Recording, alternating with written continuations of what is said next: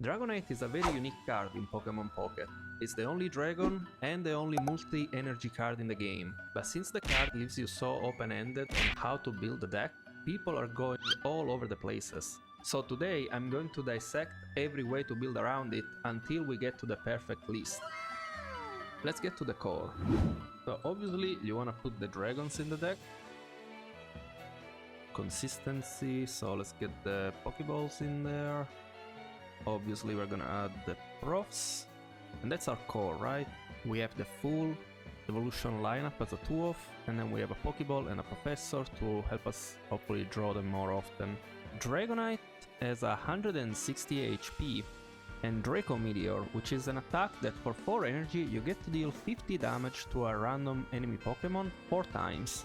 Although right now there aren't any ways to ramp up energy for Dragonair, so it's gonna take you a long time before you can use this attack. As a teammate for Dragonair, I would like to find Pokemon that don't really require huge energy investment.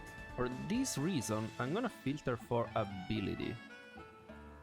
And by the way, if you enjoy this style of videos, let me know down in the comments below which deck you wanna see next, or if there's something that I could improve, cause that would help me out a ton, and don't forget to drop a like. Let's keep going. So abilities are pseudo attacks that don't really require any energy. Although I don't wanna add any other stage 2 Pokemon, because that will make the deck too clunky in my opinion. So what do we get? We have Hypno, and we have Weezing. Hypno has 100 HP and Sleep Pendulum. Once during your turn you may flip a coin. Your opponent active Pokemon is now asleep. 25% of the time this effect is gonna be insane.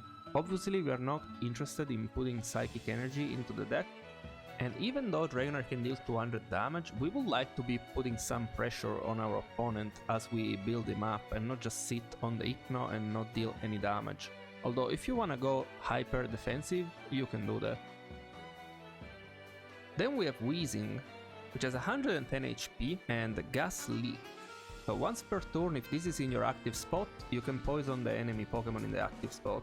I'm a huge fan of the Weezing package in dark decks. If you are not using the tackle attack, I don't think Weezing is worth it at all, because once you poison the enemy Pokemon, they can just leave it there and then your Weezing is pretty much useless, and I don't like that. So for these reasons, I feel like building around Hypno or Weezing is just not good enough. Let's explore some other routes. So some people like Meow has 60 HP, and for 1 energy you get Payday. You deal 10 damage and you draw a card. I would love to draw the extra card, but if they kill this too fast, that's gonna leave us too weak against Sabrina, and then they can just snipe our Dragonair before we can even evolve it into a Dragonite, and at that point the game is just over because we wasted all the energy we put on that. So for this reason I'm not a big fan of Meow. Let's look for something else. Basic Pokemon, and let's filter for high rarity, colorless, and water. So let's see what we have here. We have Lapras, Articuno, Articuno EX, Bruskix. Lickitung only has 90 HP, so I'm not a big fan. Actually, same thing for this fish, so I'm gonna get it out. Then there's Chansey, but Chansey's attack is just too expensive, so we don't really care about it. Kangaskhan is pretty cheap, we could try it out. Ditto is too random, this guy is too expensive, and Snorlax has the same issue as Chansey, like the attack just takes too much energy. Let's compare this, right? So we have the big birds. The regular Articuno has 100 HP, which is really nice, and just a 1 energy retreat, which is also extremely nice. And for 2 water and 1 generic, you get to flip a coin, enemy Pokemon gets paralyzed, and it deals 60 damage. Pretty strong effect, although it does require a lot of energy, but we're gonna have access to Misty if we run this, so we could just high roll, and that's why I'm gonna keep Articuno in contention here. Then we have Articuno EX, we all know what it does, but in order to use Blizzard you need 3 water energy. And since we are gonna be using both water and electric energy, this attack is not really all that consistent. Not to mention that this is an EX Pokemon, so once they kill it they're gonna earn 2 prizes, and that's gonna make things really tricky for us. So I'm not a big fan of Articuno EX in the Dragonair, so I'm gonna carry it out. Then there's Lapras, 100 HP, really nice, 2 cost retreat, not as nice, and then we get Hydro Pump. For just 1 energy we get to deal 20 damage, and if we just high roll a Misty and we get a total of 4 plus energy water on this Pokemon, the Hydro Pump is actually gonna deal 90 damage. Its main downsides are the 2 cost retreat and the fact that Hydro Pump requires strictly water energies. And then there is Kangaskhan, 100 HP, 3 cost retreat, and then Dizzy Punch. You flip a coin, and for each head you deal 30 damage, so on average this deals 30, which is very comparable to Lapras, but you can't use Misty on this. I think this one is a little bit weaker than Lapras. So in my opinion, all 3 of these options are very valid. If you are concerned about not flipping heads with Misty, then I think the best option to pair with Dragonair is gonna be Kangaskhan for you. It's always gonna get active with just 1 energy, and it will immediately apply pressure on the opponent, and they still need to get 100 damage to kill it. It's gonna take them usually like 2 hits before they can get a Kangaskhan down. Yeah, I think Kangaskhan is really solid in Dragonair deck. If you are a fan of Misty, you can consider both Lapras and Articuno. They are really comparable. Lapras is just cheaper, right? Because it starts going with just 1 energy, although it has a slightly higher retreat cost.